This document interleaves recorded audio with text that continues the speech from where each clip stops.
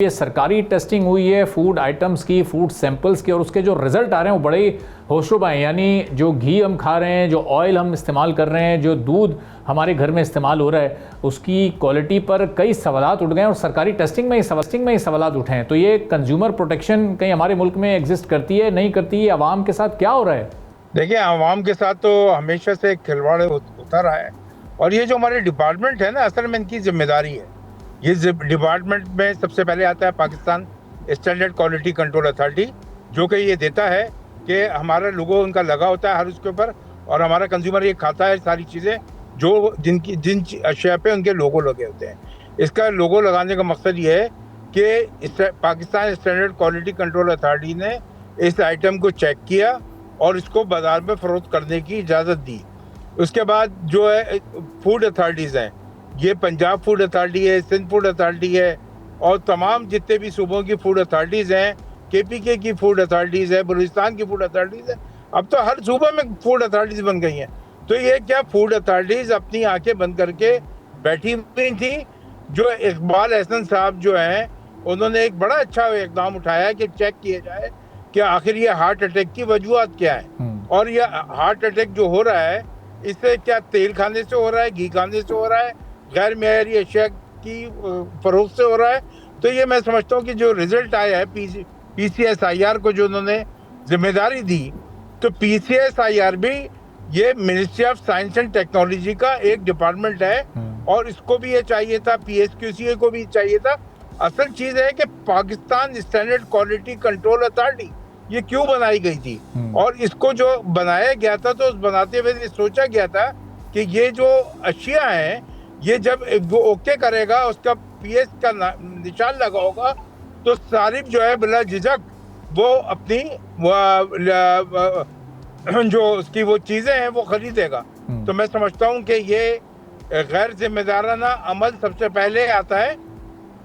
गैर जिम्मेदाराना अमल जो सबसे पहले आता है वो आता है आपका PSQCA के ऊपर जिम्मेदारी होती है, जिसकी DG को हमारी इत्तला के मुताबिक जो है वो प्राइम मिनिस्टर साहब ने उनको हटा दिया है। मगर उन्होंने कोर्ट से कोई ऑर्डर लिया है और उसके बाद वो बराजमान है। तो यहाँ पे मैं समझता हूँ कि इस तरह के जो अफसरान हैं जो कि बिल्कुल गैर की कारकर्दगी सिफर है, मैं समझता हूँ कि उनको जो है बिल्कुल ऐसे डिपार्टमेंट से हटा देना चाहिए। और ये टेक्निकल सीट जो है DG की, डायरेक्टर जनरल की जो सीट है वो है टेक्निकल सीट। उसके ऊपर जो है ये कोई भी ऐसा अफसर जिसकी नॉलेज ही नहीं है, जिसको पता ही नहीं है कि स्टैंडर्ड क्या होता है, उसको क्यों बिठा दिया जाता है। तीसरी बात ये है कि जो अब ये होता है क्यों है ऐसा कि जनाब यहाँ से जो PSQCA ने जिन लोगों को निशान अलॉट किए, घी कंपनियों को, तेल कंपनियों को, उन्होंने टेस्टिंग करवा के उसको क्लियर किया और उनके जो फरोख्त करने की इजाज़त दी, तो वो क्यों हो रहा है? इसलिए हो रहा है कि वो अंडर टेबल जो है वो यहाँ पे हमेशा से मैं कहता हूँ बगैर उसके कुछ भी नहीं होता।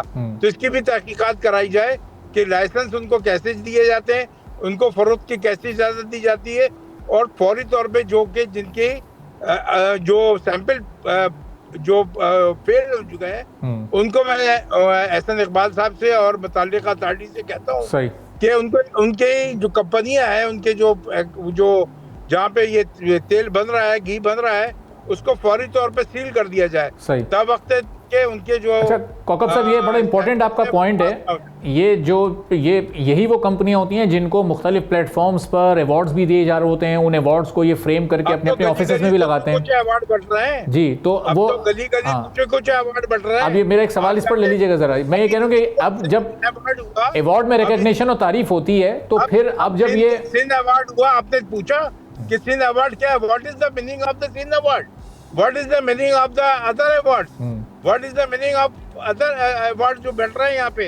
यहाँ पे आप उनको देखें, और अगर कोई कंज्यूमर एसोसिएशन की बात करते हैं तो हम टॉप ऑफ द वन एक ब्रांड है सिर्फ उसको देते हैं, जो कि हमारे पास की वो आती है सारी हर चीज, कि उसका तेल उसके जाके कंपनी को देखें कि पता चले कि उसको वो कंपनी ऐसी नहीं लगती।